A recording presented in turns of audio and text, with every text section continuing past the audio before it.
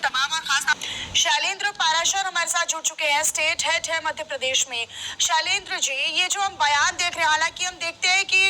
अपनी पॉलिटिक्स चमकाने के लिए या फिर आरोप प्रत्यारोप लगाने के लिए जो विपक्ष है वो लगातार सरकार को कई मुद्दों पर घेरता है, लेकिन आज के दिन ये कहना कि एमपी में महिलाएं सबसे ज्यादा शराब पीती हैं, मतलब ये समझिए कि आप आरोप लगाते लगाते शायद अपनी उस सीमा को भूल गए हैं कि आप महिलाओं को इसके लपेटे में ले रहे हैं। बिल्कुल सही बात है, क्योंकि लगातार जिस तरह से पूर्व में दिग्विजय सिंह द्वारा गलत उल्टे सीधे बयानबाजी किए जा सकते थे, आज जिस तरह से महिला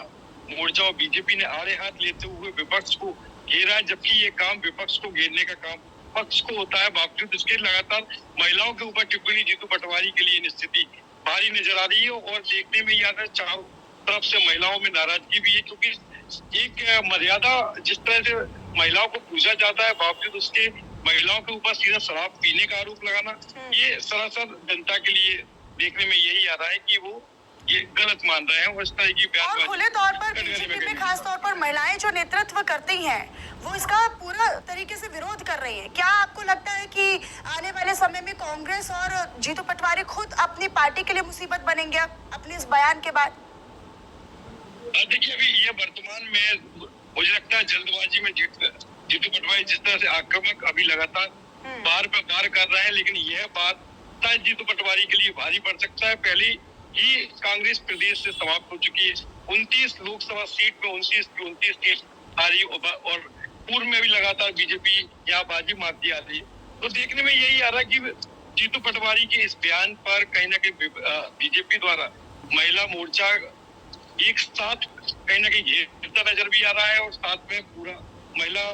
के ऊपर यह बयान कहीं ना कहीं गलत साबित नजर आता है। बिल्कुल, जीतू पटवारी का ये बयान न केवल शैलेंद्र जी हम महिलाओं के संदर्भ में, बल्कि जिस तरीके से अपराध, अगर वो अपराध को अगर मुद्दा बनाना चाहते हैं या ड्रग्स या नशे की खपत को लेकर अगर वो मुद्दा बनाना चाहते हैं, तो वो सीधे तौर पर सरकार को दोषी ठहराए, और ये किसी ने नहीं रोका। ये विपक्ष का काम है कि वो मुद्दों को राज्य भर में उठाए और जनता के बीच में लेकर जाए, लेकिन महिलाओं को टारगेट करना या शराब का ज्यादा सेवन महिलाएं करती है, लाडली बहना योजना पर पलटवार करते हुए, उसे घेरते हुए वो महिलाओं पर अपमानजनक टिप्पणी कर बैठते हैं। लगता है कि क्या इसका खामियाजा जीतू पटवारी को भुगतना होगा अब?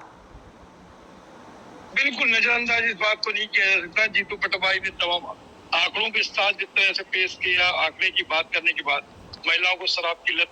जैसे टिप्पणी कर दी है, लेकिन एक व्यक्ति विशेष तक, कुछ युवा